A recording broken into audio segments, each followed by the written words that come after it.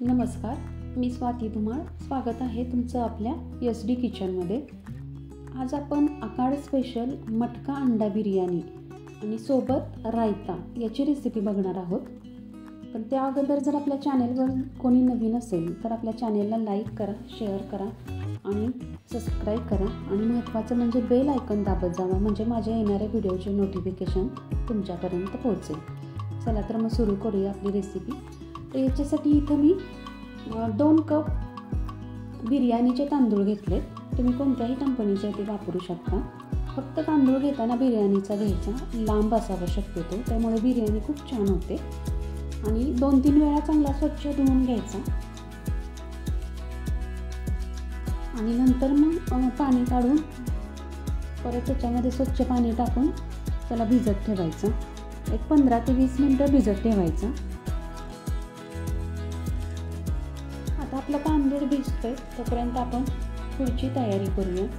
इथं अंडा बिर्याणी करणार आहे. मग त्याच्यासाठी इथं मी 4 अंडी घेतले. कुकरला मी आधी लावून घेते अंडी. आता आपली अंडी पण उकडत आहेत तोपर्यंत आपण पुढची तयारी करूया. इथं एक मोठा टोमॅटो मी बारीक करून घेते. याची प्युरी करून घ्यायची मिक्सरला. साईजनं मोठा घ्यायचा एक टोमॅटो आणि अशा पद्धतीने त्याची अशी प्युरी करून घ्यायची. इथं मी एक कांदा घेतली. हा कांदा मी आधी चिरून घेतला आहे. तुम्हाला एक टिप सांगते. कांदा तळताना थोडंसं कॉर्नफ्लॉवर लावायचं त्याला आणि मग तळायचं, म्हणजे तो छान कुरकुरीत असा तळला जातो.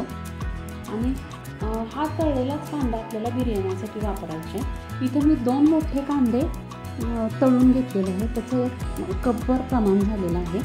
हा एवढा कपभर आपल्या बिर्याणीसाठी कांदा लागणार आहे. एवढा मी घेते आणि तोही मिक्सरच्या भांड्यामध्ये असा घालून बारीक करून घेते. आता अंडी आपली उकडलेली आहेत. त्याच्यामध्ये थोडीशी मी हळद टाकते, थोडंसं लाल तिखट टाकते आणि थोडंसं मीठ टाकून त्याला सगळ्या बाजूने असं लावून घेते. एक 15 मिनटं हे मॅरिनेटसाठी ठेवायची ही अशी अंडी. आणि ही अंडी आपण मसाल्यामध्ये परतत असताना फुटू नये म्हणून थोडेसे असे सुरीनं ह्याला टोचून घ्यायचं, म्हणजे ही अंडी परतत असताना मसाल्यात फुटत नाहीत. तर इथं आपण आता भात तयार करणार बिर्याणीसाठी आपल्याला लागणार आहे. मग इथं खडे मसाले घेते मी.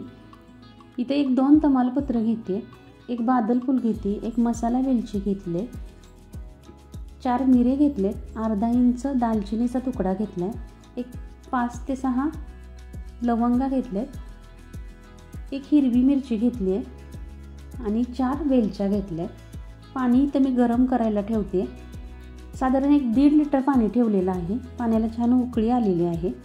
आता ह्या उकळीमध्ये आपण जे घेतलेले खडे मसाले आहेत ते टाकायचे. पहिल्यांदा तमालपत्र टाकते, नंतर लवंगा टाकते, मिरे टाकायचे, मसाला वेलची टाकायची, हिरव्या 4 वेलच्या टाकून घ्यायच्या, बादलफूल आणि मिरची एवढं टाकून घ्यायचं आणि लिंबू थोडंसं पिळायचं पाण्यामध्ये. लिंबामुळे छान भात मोकळा आणि पांढरा शुभ्र होतो. आणि थोडंसं मीठ जास्तच टाकायचं. नेहमी तुमच्या चवीनुसार टाकता त्याच्यापेक्षा थोडंसं प्रमाण थोडं जास्त टाकायचं मिठाचं. आणि तूप टाकते थोडंसं पाण्यामध्ये. तुपामुळे सुद्धा भात मोकळा होतो छान. आणि हे चांगलं मिश्रण उकळून द्यायचं. 1 मिनिटभर चांगले हे खड्या मसाले पाण्यामध्ये उकळून घ्यायचे. चांगलं उकळलेलं आहे. आता ह्याच्यामध्ये तांदूळ टाकून घ्यायचं. तांदूळ आधी नितळून घ्यायचे चांगले पाण्यातून काढल्यावर आणि मग टाकायचे. चांगले हलवून घ्यायचं सगळं व्यवस्थित आणि मग झाकून ठेवायचं. हा तांदूळ आपल्याला एक 70% फक्त शिजवायचा आहे, त्याच्यावर जास्त शिजवायचा नाही. आणि झाकण ठेवूया. भात शिजतोय आपला तोपर्यंत आपण पुढची तयारी करूया. इथं मी मातीचं एक भांडं घेतलेलं आहे बिर्याणी करायला. मातीच्या भांड्यातली बिर्याणी खूप सुंदर आणि टेस्टी लागते. तेल टाकून घेते मी इथं. सुरुवातीला थोडेसे काजू टाकून घेऊन मी तळून काढते, आपल्याला बिर्याणीत वरून टाकण्यासाठी. तुम्हाला जर आवडत असतील तर तुम्ही टाकू शकता. अशा पद्धतीने काजू तळून घेते. आता आपण भात चेक करूया झालाय का नाही ते.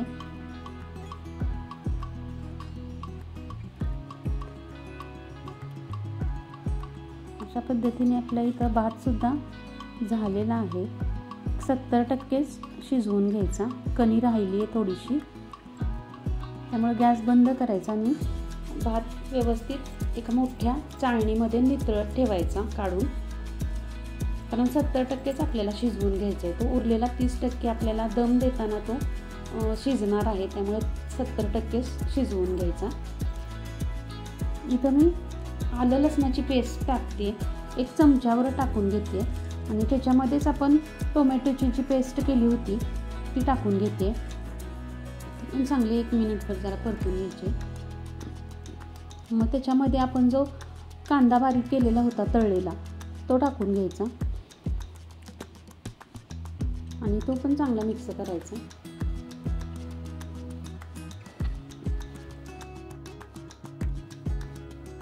त्यानंतर त्याच्यामध्ये लाल तिखट घालते. इथं मी 1 चमच्यावर घालते. थोडंसं तुम्हाला तिखट हवं असलं तर अजून एक अर्धा चमचा वाढवला तरी चालेल. अर्धा चमचा हळद टाकते, 1 चमचा धनेपूड टाकते आणि इथं मी 2 चमचे भरून बिर्याणीचा मसाला हा मी घरी केलेला आहे तो वापरते. इथं तुम्ही तुमच्या आवडीनुसार तुम्ही कोणत्याही ब्रँडचा वापरला तरी चालेल. त्याच्यानंतर इथं मी 2च चमचे दही टाकते. दह्याचं प्रमाण 2च चमचे घ्यायचं, ह्याच्यापेक्षा जास्त घ्यायचं नाही, कारण आपल्याकडं आपण टोमॅटो ह्याच्यामध्ये घातलेला आहे. त्यानंतर अंडी टाकून थोडंसं पाणी टाकून घ्यायचं आणि मीठ टाकून घ्यायचं आणि चांगलं हे जरा हलवायचं, असं थोडंसं तेल सुटेपर्यंत. पाणी टाकल्यावर थोडंसं तेल सुटेपर्यंत असं जरा हलवून घ्यायचं. थोडंसं ग्रेव्ही ठेवायची आणि मग नंतर वरून थोडीशी कोथिंबीर टाकायची, थोडी पुदिन्याची पानं टाकायची त्याच्यावर. त्यानंतर इथं मी थोडासा तळलेला कांदा ठेवलेला होता बाजूला, तो टाकून घेते. पुदिना शक्यतो वापरा, पुदिन्यामुळे खूप छान बिर्याणी लागते. आणि नंतर मग शेवटी वरून असा भाताचा थर लावायचा.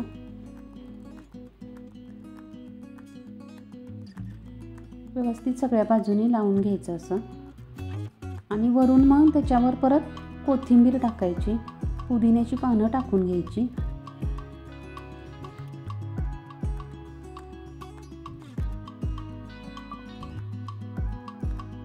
त्यानंतर इथं मी केवडा इसेन्स टाकणार आहे. ते 1-2च थेंब मी पाण्यामध्ये मिक्स केलेलं आहे, ते पाणी मी टाकते इथं चमच्याने. इसेन्स खूप स्ट्रॉंग असतं, त्यामुळे शक्यतो 1 ते 2च थेंब पाण्यामध्ये मिक्स करून नंतर ते तुम्ही वापरा. डायरेक्ट थेंब टाकायचे नाहीत कधीसुद्धा, कारण ते खूप स्ट्रॉंग असतं. आणि नंतर मग वरून काजू तळलेले टाकायचे. इथं मी फूड कलर टाकते, हे ऑप्शनल आहे पण त्याने खूप छान बिर्याणी दिसते. ऑरेंज रेड कलर आहे हा सुद्धा पाण्यामध्ये मिक्स करून मग नंतर टाकायचं वरून असं, आणि परत वरून असा तळलेला कांदा टाकून घ्यायचा.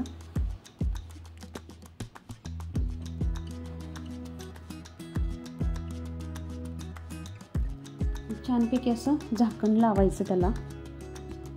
त्याची वाफ जाणार थोडीशी, म्हणून काय करायचं, कणिक असते चपातीसाठी आपण भिजवतो ती कणिक अशी सगळ्या बाजूनी झाकणाला लावून घ्यायची, जेणेकरून वाफ आहे ती आतल्या आतच राहील आणि आपला राहिलेला जो भात आहे तो छानपैकी शिजेल, बिर्याणीला छान दम बसेल. आणि शक्यतो डायरेक्ट पातेलं ठेवायचं नाही कधी, अशी जाळी असेल किंवा तवा असेल त्याच्यावर असं ठेवायचं भांडं. आता आपली बिर्याणी तिथं होती तोपर्यंत आपण इथं रायता करूया. रायत्यासाठी इथं मी 2 चमचे मोठे दही घेतले. दही घट्ट घ्यायचं, जास्त पाणी असणार असं दही नाही घ्यायचं. जर पाणी असेल तर थोडंसं कपड्यावर ठेवायचं आणि पाणी नितळून मग ते घट्ट दही घ्यायचं रायत्यासाठी शक्यतो. आणि नंतर थोडंसं असं फेटून घ्यायचं. त्यानुसार तुमच्या आवडीनुसार तुम्ही ह्याच्यामध्ये काकडी घालू शकता, टोमॅटो घालू शकता. इथं मी एक चमचा टाकते थोडीशी बारीक केलेली साखर. त्यानंतर थोडीशी इथं मी लाल तिखट टाकते आणि चांगलं मिक्स करून घेते.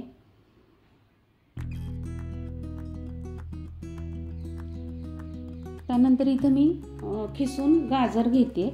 ते पण डायरेक्ट खिसून टाकत नाही, थोडंसं गाजर खिसल्यानंतर पिळून घ्यायचं आणि मग ते टाकायचं दह्यामध्ये. त्यामुळे जास्त असं पातळ होत नाही रायता.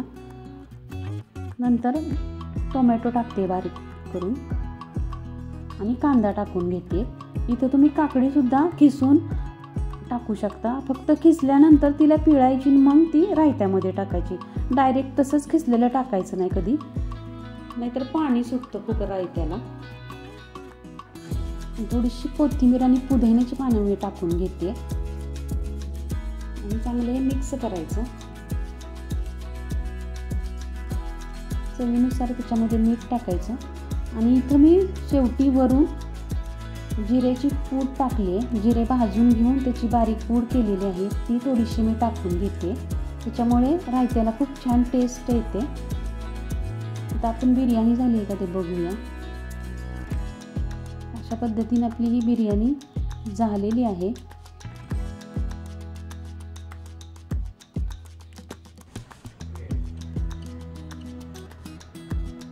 कशी वाटली ही रेसिपी नक्की मला कमेंट करून सांगा. आणि ही रेसिपी नक्की तुम्ही ट्राय करा. सोबतच रायता पण आहे, तोही तुम्ही ट्राय करू शकता. आणि तुमची बिर्याणी आणि रायता कसा झाला हे मला नक्की कमेंट करून सांगा. पुन्हा भेटूया, तोपर्यंत धन्यवाद.